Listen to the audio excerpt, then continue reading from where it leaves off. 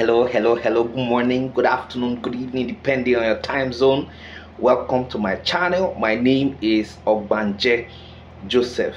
Please subscribe to this channel, share, like, as well as drop a comment on the comment section. Our lecture today is titled "A Quick Scan on the on international organizations." Brief look at international organizations. And so the first international organization we'll be looking at is the African Union. Now, the African Union is the successor organization of the Israel Organization of African Unity, that is OAU, that was established by independent African states in 1963, to protect, promote, and project the image of Africa to the rest of the world. This task was meant to be achieved by ensuring the emancipation of African states that were still under colonial control. Furthermore, the organization had the multiple responsibility of working towards the attainment of peace and security, harmonious socio-cultural relations, and the attainment of peace and security. Now, for all, that is for all parts of Africa. Now, in summary, the objectives of OAU were: number one, to rid the continent of the remaining vestiges of colonization and apartheid regime. Number two, to promote improve unity and solidarity among African states. Number three, to coordinate, intensify, and of course accelerate cooperation for development. The next one is to safeguard the sovereignty and territorial integrity of member states and to promote international cooperation within the framework of the United Nations. Now, in African leaders' quest to better the lot of the people of the continent, they continually evolve mechanisms and processes that would deepen the organization's capability for action. These efforts culminated in the establishment of the African Union.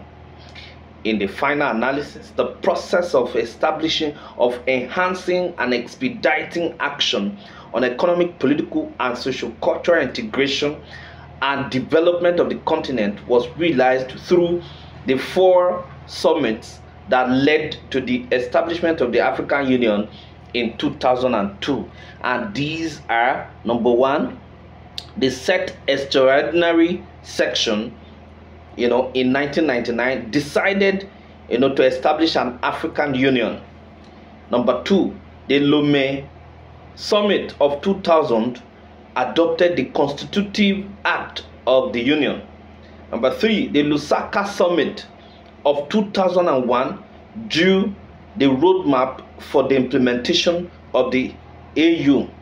Number four, the Durban Summit of 2002 launched the African Union and convened the first assembly of the heads of states of the African Union. Now, what are the major achievements of the African Union?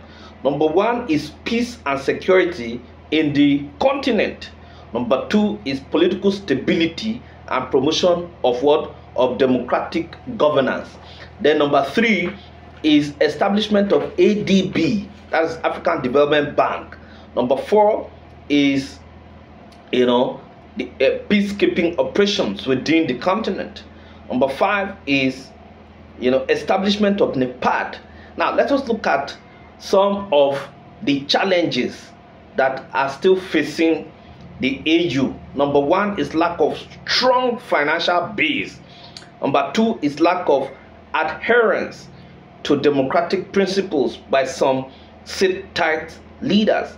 Number three is sit-tight syndrome of African leaders.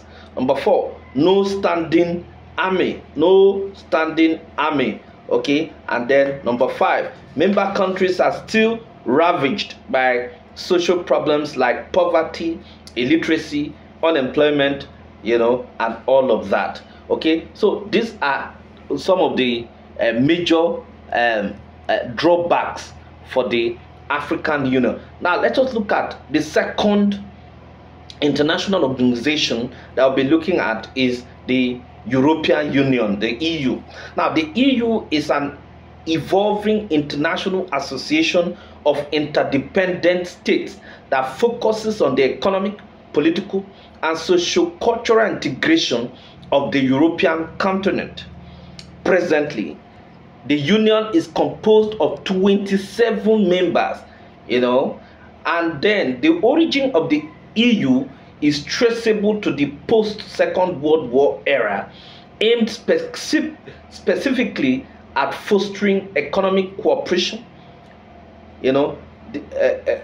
economic cooperation among former belligerents. Now, the first step was the formation of economic cooperation that, the idea was underscored by the notion that economic ties would discourage conflicts and antagonisms because trade ensures interdependence among partners. So the immediate practical step was the creation of the economic community, European Economic Community in 1958, which paraded Belgium, Germany, France, Luxembourg, and Netherlands as members. Afterwards, the European Economic and Steel Community was created to further deepen the economic ties and invariably the interdependent relationship among member states. Subsequently, the association began to transcend its economic, beginnings and incorporate all other forms of cooperation, spanning majorly, from policy issues and also extending its membership to all of Europe. Thus, the Economic Association transformed into a union in 1993 and became the European Union. In specific terms, the political objectives of the EU are as follows. Now, what are the political objectives of the EU? Number one, promotion of human rights globally. Number two, protection of human dignity. Number three, protection of the rule of law. Number four, promotion of freedom, democracy, and of course, equality. Now, in broad terms, the economic objectives are just two. And what are they? Number one is the creation of single market in Europe. Number two, the development of its huge resources for the benefits of Europeans. Now, in its 5 decades of existence, more than 5 decades of existence, the EU prides itself with the following achievements. Now, what are the achievements of EU? Number one achievement is, number one, a century of peace, stability, and prosperity. That's number one. Number two, it has helped raise the living standards of citizens within that continent. Number three, it has helped to launch a single European currency. Number four, the abolition of border controls between EU countries. Number five, we have reality of Europeans living and working in member states without restriction. Now, these are actually, the major achievements. But what are some of the problems that are facing the EU? Number one, the problem of illegal immigrants. Okay. Number two is Brexit. Okay. Number three is, some of the countries within EU that have a very robust economy, now the jobs created in those countries have been taken over by other countries that are not doing well economically. Okay, so these are some of the challenges that are facing EU. Thank you very much.